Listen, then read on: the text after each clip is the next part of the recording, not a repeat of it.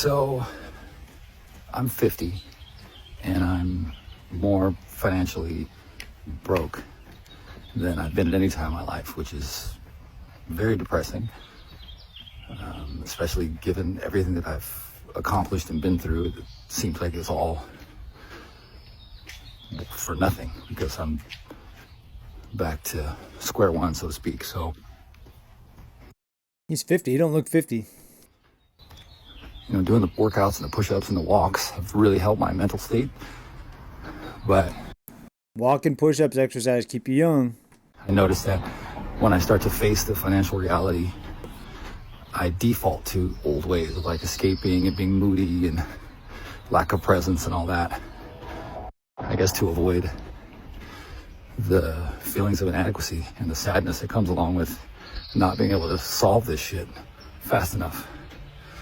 So I guess just sharing this right now helps me not let it define me, if that makes sense. Because I'm speaking about it and getting it out. It still sucks. I still feel like crap about it when I can walk in the house and face my family. But these little daily routines are definitely helping me stabilize my mindset and have some moments of clarity so I can figure out how to break through. That's it. All right, folks, welcome back. Bull Boom Bear Bust, back with another dose. Economic financial reality. Preparation, folks. We need to prepare for what's coming. And what's coming is a much, much higher cost of living. So we're going to do some preparation on this channel today, but also hear from some people that are making the connection between financial troubles and depression. Depression, we probably know, you probably know, we've talked about it here, that half of the country, half the United States on some sort of prescription medication. And a big part of it, I think, is finance, folks. The number one reason for divorce, when you look at all the surveys, is finance. What if the number one reason for depression is finance? People living paycheck to paycheck, people not having anything to show for themselves, like the last guy we just heard from. And by the way, go out and support these people if you can. Maybe give them a shout out, give them some support. Don't be negative. Don't make fun of people. Because it could be you. If you're not in the position that you see some of these people on putting out their problems on social media, it could be you very soon. All right. This is I am Kildian. That's what it sounds like, or that's what it reads like, his screen name. But let's hear from a few more people. Then a little bit later in this report, we're going to make the connection between finances and depression. Yes, a lot of this stems from just not having any money. Don't you feel better when you get paid, all the bills are caught up to date, and you have money in the bank, which very few people have nowadays, but you have savings in the bank? Feels pretty good. Depression creeps in, though, when you don't. Take a listen to this. Literally just said this to one of my friends a couple of days ago. I stopped going to therapy, okay? I stopped going to therapy, and I was like, therapy me down, baby. I was like, oh, we need therapy. We need to sit down and talk about our feelings. But then it hit me one day. No amount of deep breathing, no amount of mindfulness, no amount of nervous system regulation is going to change the fact that the bill collectors are calling. There you go. You can go all the therapy you want to. You can try to pop happy pills, but when the bill collectors come, when the bill comes due, and you don't have the money to pay for it, you're stressed out. It is a depressing thing. I've been there. I've done that. I've been through it, came out of it, and I'm afraid the way things are going, I'll be in it again in the future. But let's finish up here. Take a listen. Oh, no amount. Because, like, even when I think about my depression, like, right? Like, when I get a little money, I feel a little bit better. Like, it's like, okay, so it's a circumstantial depression. It's not a clinical depression. Like, I'm not, like, it's not to that capacity. Do you know what I mean? Like, a lot of people out here are not just depressed. Like, I am not trying to take away from anybody's depression. I'm not. So take what I say with. And it's not all it is. Obviously, there's other kinds of depression. People lose family members, bad things happen. There's chemical imbalances, obviously. But I think a big part of it that not many people are talking about is the financial part of it, folks. With a grain of salt. But a lot of people are depressed because they are broke. That is why they are depressed. A lot of them are depressed because they are broke. Like, I'm not gonna lie to you. Like, I think the thing that makes it even more sad, like, my mom passed away. I have her anniversary of her death is coming up in a couple of days. And I have learned, and I'm still learning, to live with that, right? Because that's something that's unchangeable. I can't change the fact that my mom is gone. I can't collect 7 Dragon Balls and bring her back to life. If I could, I would, right? But that's just something I have to live with. But like, when it comes like the money is a solvable problem. And a lot of us just don't know how to solve the problem because we haven't figured out how to solve the problem. A lot of us are still buying into this system where it's like, work the 9 to 5, pay into the 401k, give a company 30 plus years of your life, retire before you're 67 now, and you'll be okay. And that within itself is also depressing. Like walking the metaphorical assembly line, giving your hours in for such little return. Most people are depressed because they are broke. And if you could drop $10,000 right now and like half of the world's accounts, if all the world's accounts, I'm not going to sit there and say that would solve a lot of the problems, but it will definitely ease a lot of the angst that a lot of people are experiencing, myself included. Like, I was sitting with my therapist and I was like, telling her what was going on. And I'm like, man, it just hit me like a ton of bricks. Like, I'm just broke. And I need to change that. And me sitting here and talking to this lady about my feelings, as helpful as it is, depending on the circumstance. And guess what? That therapy isn't free. And maybe you get it through a job or through your benefits program. Maybe you get some free visits, but a lot of times it does cost you money. And even if it doesn't, it costs you time. The time you're putting into these therapy sessions is time. Maybe you could be doing something else to make yourself happy. Maybe work out, get in better shape. Maybe come up with a new stream of income. Think of a new way to make money. Just think of something that makes you happy. Maybe do your hobby that makes you happy. Maybe it's gardening. Maybe it's music. Mine happens to be music. What I do when I feel down.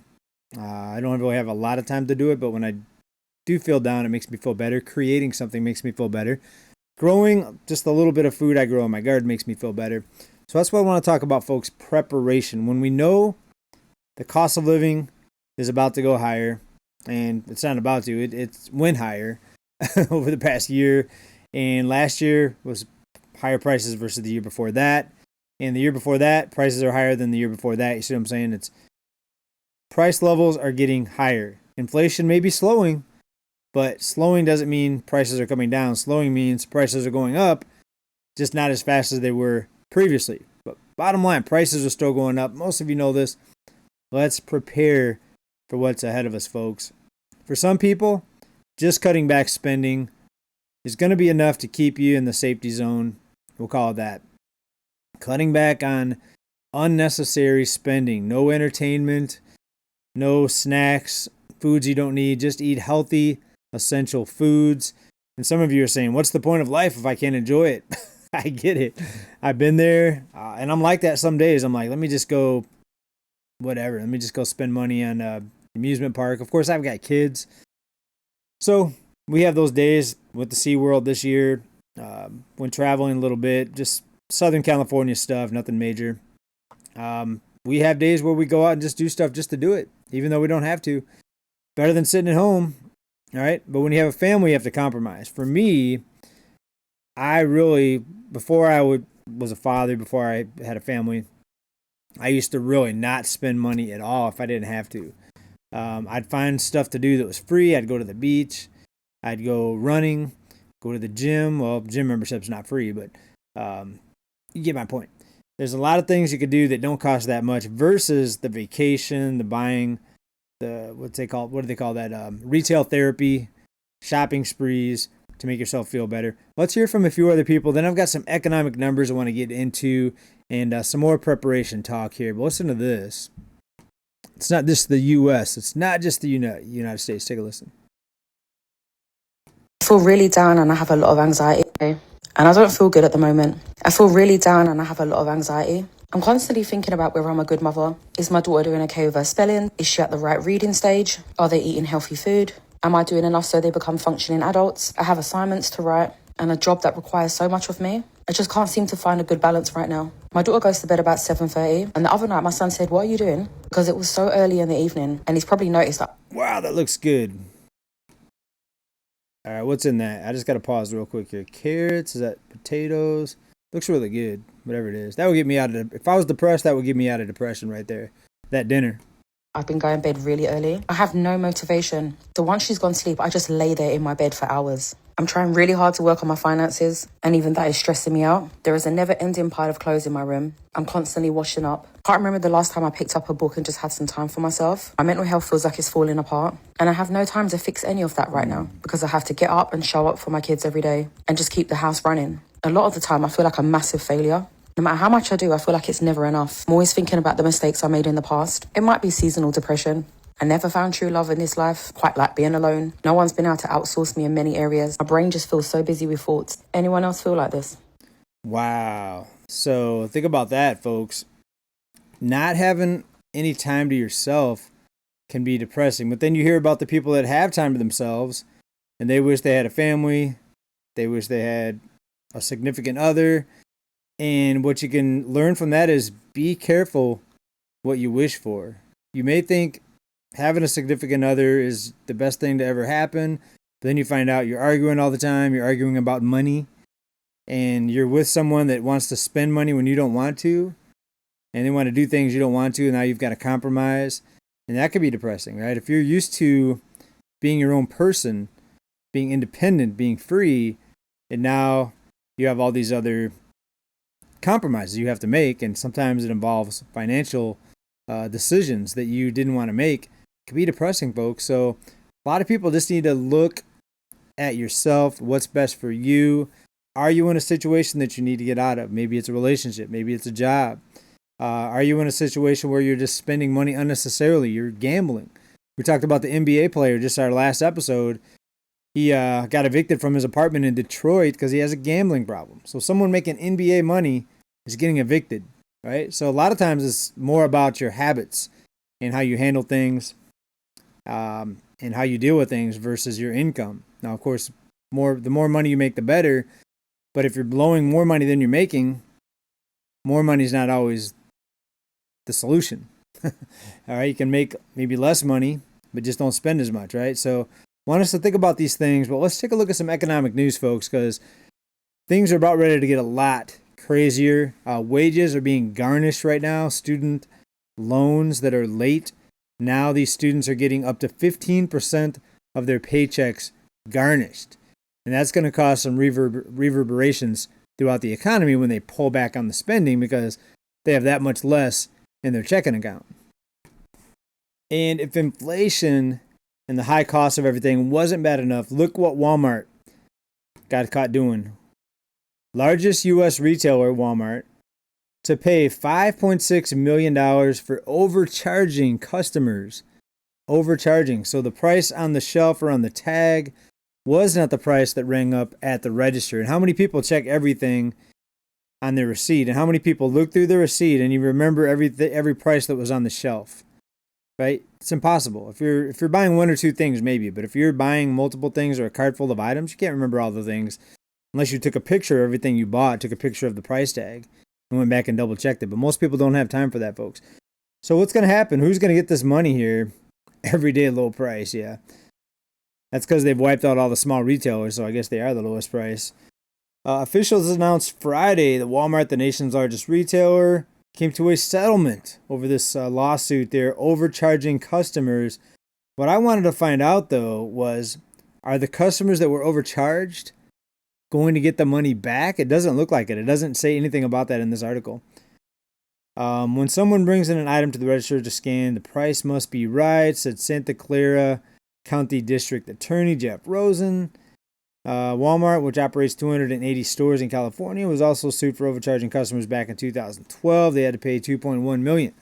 But it doesn't go on to say anything about the people that were overcharged getting their money back, because probably there's too many people that were overcharged. They can't even keep track of it anymore, folks. Crazy. Walmart's doing that. What another lesson from today. I didn't want to use this in today's video, but I just thought that it would be good to put in here because lesson learned, check your price tags, check out your receipts. try to remember the prices if you can by the time you get it up to the register.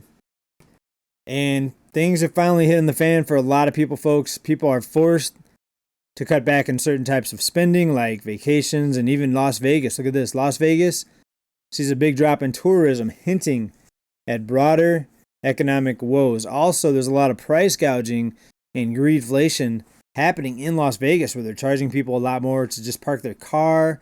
It's hard to get free drinks now at the casino, is what I've been seeing. They used to just lure you in there with cheap meals and cheap drinks and free drinks because they knew you'd gamble. Once you got a few drinks in you, you'd probably gamble even more. Now the freebies are gone from what I hear, and everything still costs a ton in Las Vegas. Right, you can save a little bit by not being on the strip from what I've seen. Downtown has some pretty good deals right now in Las Vegas.